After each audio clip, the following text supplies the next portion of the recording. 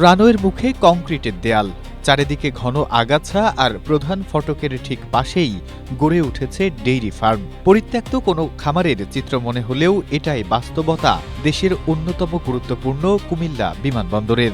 দীর্ঘ ৩ দশক ধরে কোনো যাত্রীবাহী বিমান ওঠানামা না করলেও আন্তর্জাতিক আকাশে ঠিকই অত্যন্ত কার্যকর ভূমিকা রেখে চলেছে এই বিমানবন্দর। ভারত, ব্যাংকক কিংবা সিঙ্গাপুরগামী প্রতিদিন অন্তত ৩৫ থেকে ৪০টি আন্তর্জাতিক ফ্লাইট ব্যবহার করছে এর নেভিগেশন সিগন্যাল।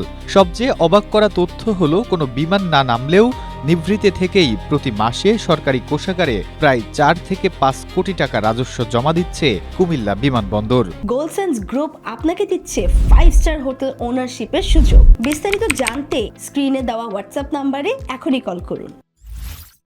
আন্তর্জাতিক রুটে বিশাল সম্ভাবনা থাকা সত্ত্বেও অব্যবস্থাপনার কারণে থমকে আছে এর স্বাভাবিক কার্যক্রম।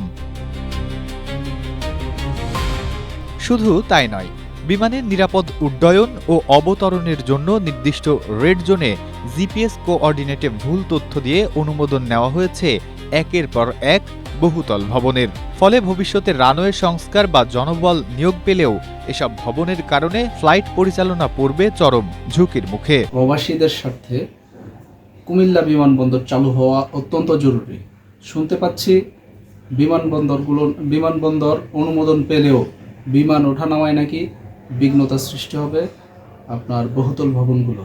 অথচ এই রুটে বিমান চলাচল শুরু হলে সড়কপথে ঘণ্টার পর ঘণ্টা যানজট এড়িয়ে মাত্র ২৫ মিনিটে ঢাকা থেকে কুমিল্লায় পৌঁছানো সম্ভব। কিন্তু নকশা জালিয়াতি ও নিয়ম ভাঙার প্রতিযোগিতায় থমকে যাচ্ছে সেই সম্ভাবনা।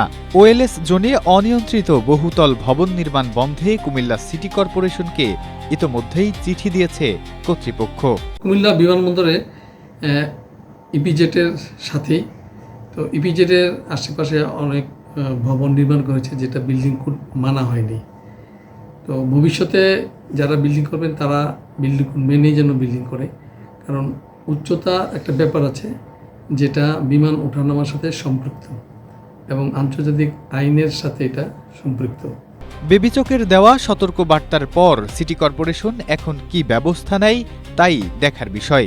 অনিয়ন্ত্রিত এসব বহুতল ভবনের নির্মাণে এখনই লাগাম টানা না গেলে হয়তো চিরতরেই বন্ধ হয়ে যাবে কুমিল্লাবাসীর আকাশ ছোঁয়ার স্বপ্ন। Desk report, Asia post.